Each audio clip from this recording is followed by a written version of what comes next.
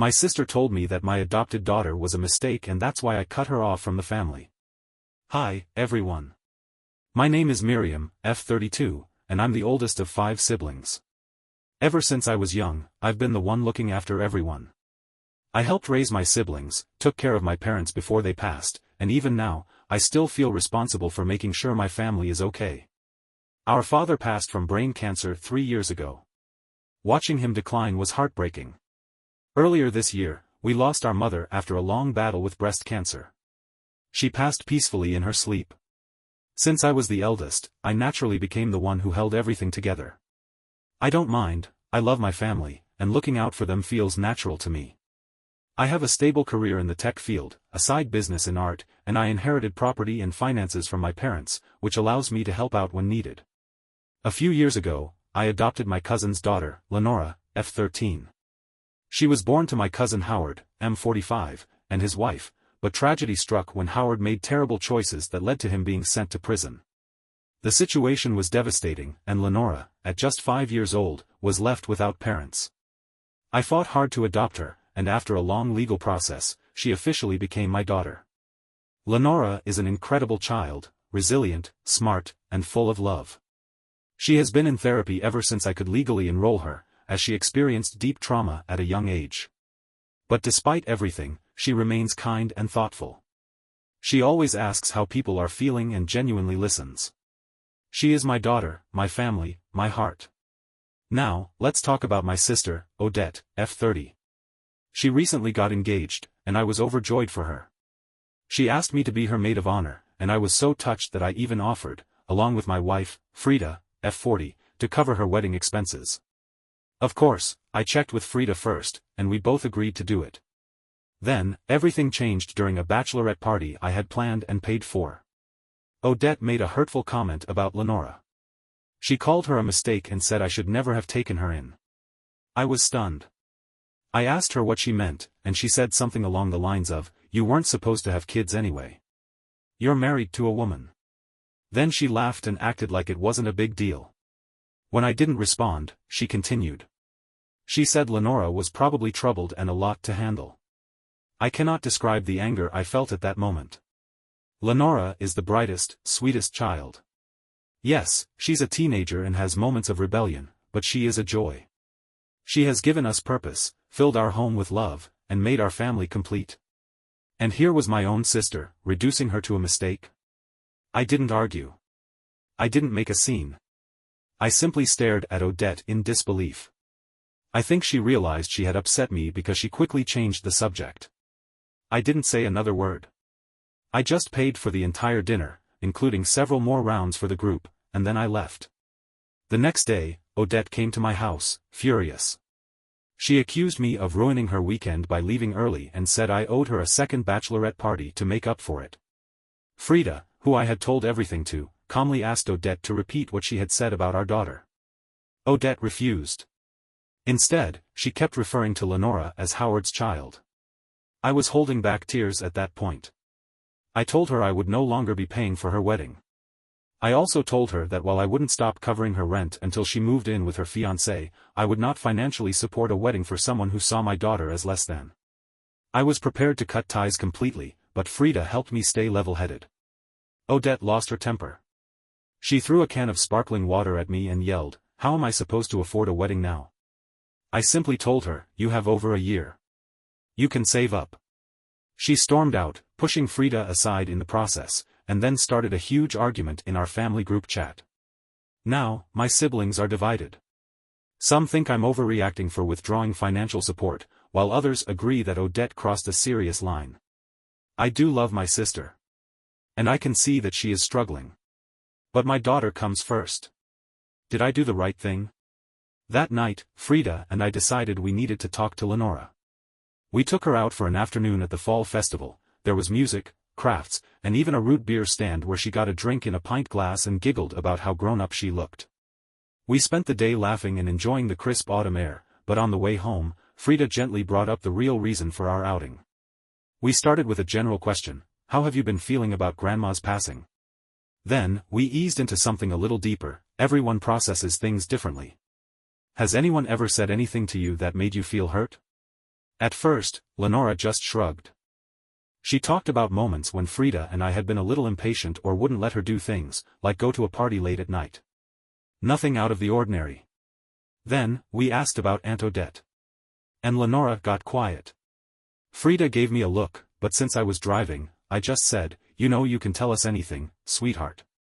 Still, she wouldn't say a word. We got home, and I gave her a big hug before she went upstairs. I tried to convince myself that maybe she really hadn't noticed anything, that maybe Odette had only been cruel behind my back and not to her face.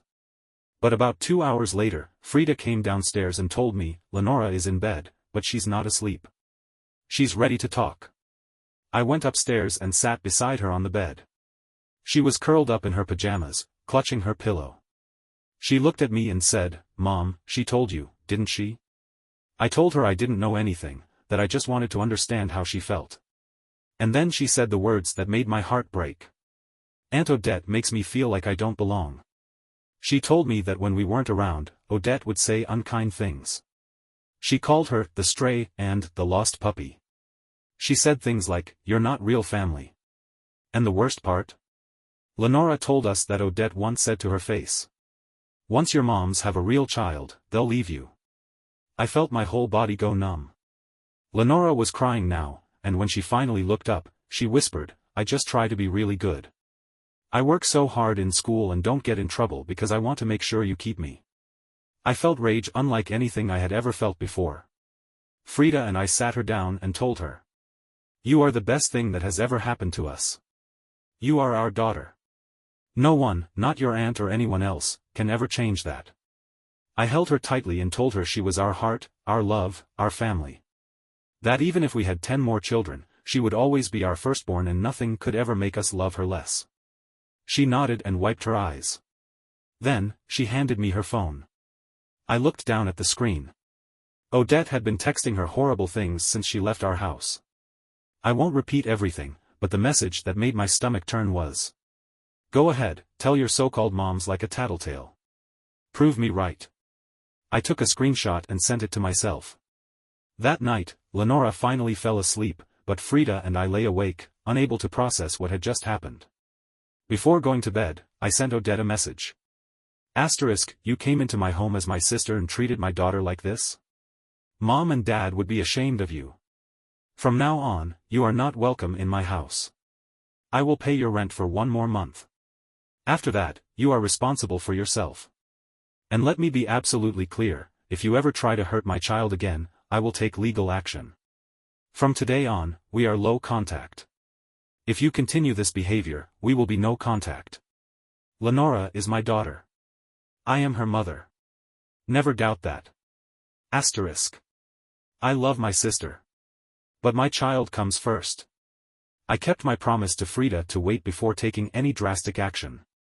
She knows me well, and she knew I was ready to go to extremes. Turns out, I didn't have to. Before I get into what happened next, let me clarify a few things. I have always been the caretaker. My parents were in and out of poor health for years, so I managed their finances, properties, and medical care before they passed. It wasn't something I chose, it was just what had to be done. I raised my siblings. Our parents worked long hours, often 7 days a week. I was the one who made dinner, helped with schoolwork, and made sure they felt safe. I know that's not a typical childhood, and I understand why people might judge our parents for it. But they did what they could, and I won't hold it against them. I was my parents' primary caregiver before they passed. Toward the end, my father became withdrawn and harsh, and my mother became deeply depressed. It was emotionally exhausting, and my siblings distanced themselves from the situation. Before they passed, my father changed his will, and my mother followed suit. Some people think I'm still supporting Odette by paying her last month's rent. The truth is, the payment was already scheduled. That's it. After this, she's on her own. Odette and I used to be close. But after I adopted Lenora, she became distant. I knew she had a hard time dealing with the loss of Lenora's biological mother, as they were once close friends. I assumed that was the root of her bitterness. I inherited most of my parents' estate. My siblings received significant sums, including business shares and trust funds. However, Odette went through a difficult time after Mom passed and made reckless financial choices, spending her inheritance quickly. That's a story for another day. I took time to calm down before making any final decisions. Then, Odette showed up at my doorstep. She was crying, pleading for me to let her in. Frida and a couple of our friends were inside, and I did not want her near my home. I told her she was not welcome. She begged, saying she would apologize to Lenora, that she had been upset and made mistakes. But I could tell, she wasn't sober. I told her, this isn't about a simple mistake. You bullied a child. You made her feel unwanted and unloved. That is not something you can just take back. She kept insisting she didn't mean it, that she had just been drinking that night and spoke without thinking. I shook my head. That doesn't explain the texts, Odette. It doesn't explain why you kept going. You didn't just say one thing and regret it, you made sure she knew exactly how you felt. You wanted her to feel small. I could feel my anger rising. I told her, you are selfish. You act like none of this should have consequences. You expect everything to be forgiven just because you regret it. But regret doesn't undo what you did. I didn't even realize I had started raising my voice until I saw Frida step forward. Then, it happened. Odette slapped me. Right across the face. She called me a traitor. She said I had chosen that child over my own blood. Before I could even react, Frida had already stepped between us. She grabbed my arm, pulled me inside, and before shutting the door, she told Odette. You have 60 seconds to leave. Then she locked the door. Odette left, but we still called the police. We turned over the security footage from our cameras, along with screenshots of her messages to Lenora. A few hours later, Odette sent one final message. I won't repeat everything, but the part that shook me the most? She said she hoped I would never recover from this. That she would feel nothing if something happened to me. I blocked her number. I put all the evidence into a Google Drive folder. I sent the link to our sibling group chat. And I sent it to her fiancé, Jonah. Then, I sat down. And cried until I couldn't breathe. I pulled myself together before Lenora came home, making sure I looked calm and normal. But later that night, I called my aunt, Lenora's biological grandmother, and told her everything. She warned me to be careful. She told me that Odette had been spreading lies, telling people that I was mistreating Lenora. And then she said something that made me go cold. I think she's having a breakdown. I don't know what she'll do next, but be careful.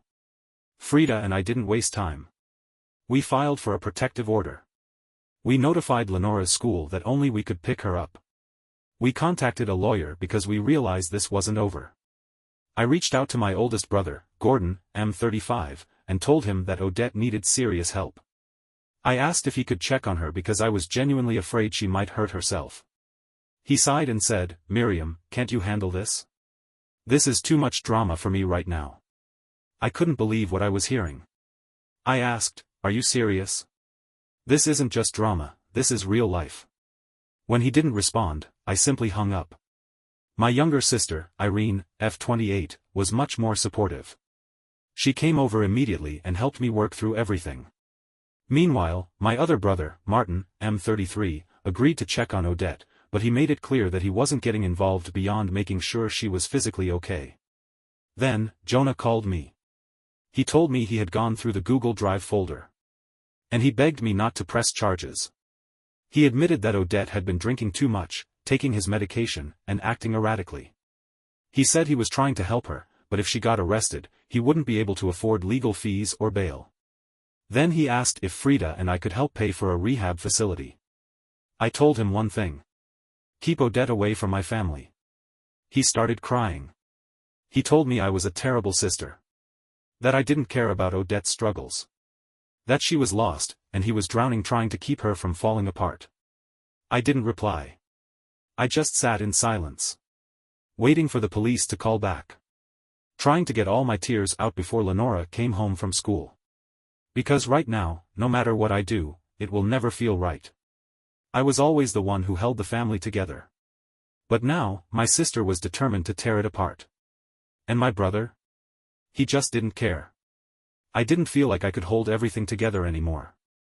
I didn't feel like I could handle any of this. What happened to my family? I promised Frida I would wait before taking any more action. But I already knew, this wasn't over.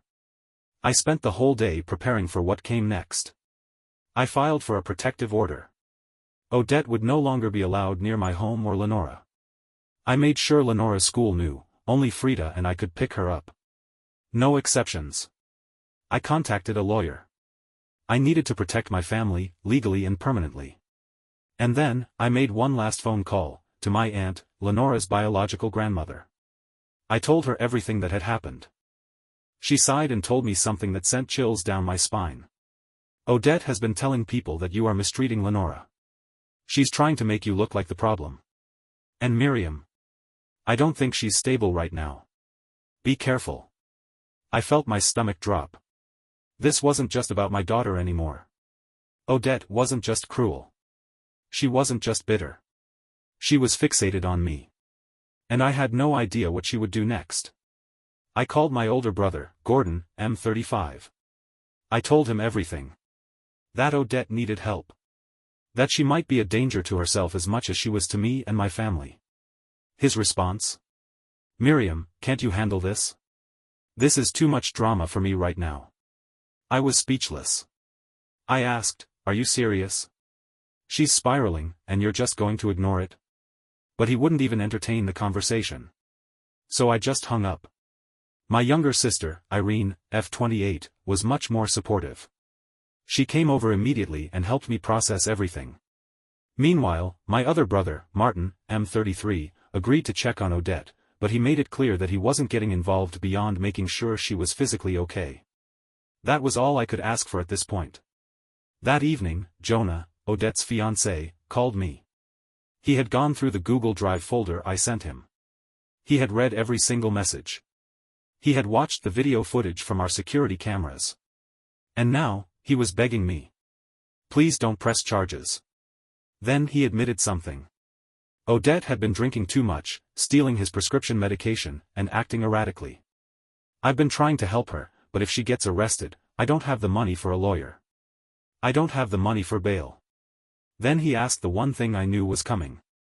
Would you help pay for a rehab facility? I took a deep breath. Then I told him the only thing that mattered to me. Keep Odette away from my family. That was it. That was my final decision. Jonah started crying. He told me I was a terrible sister.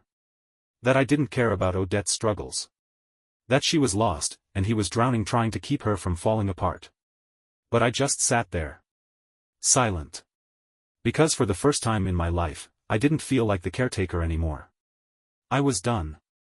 That night, I sat at the kitchen table. Waiting for the police to call back. Trying to get all my crying out of the way before Lenora came home from school. Because no matter what I do now, it will never feel right. I was always the one who held the family together. I was always the one who made things work. But now, my sister is determined to tear it apart. And my brother? He just doesn't care. I feel exhausted. I feel helpless. I don't feel like I can hold everything together anymore. I don't feel like I can handle any of this. What happened to my family? Thank you for watching the video. Like it if you watched the video to the end and don't forget to subscribe. Have a nice day.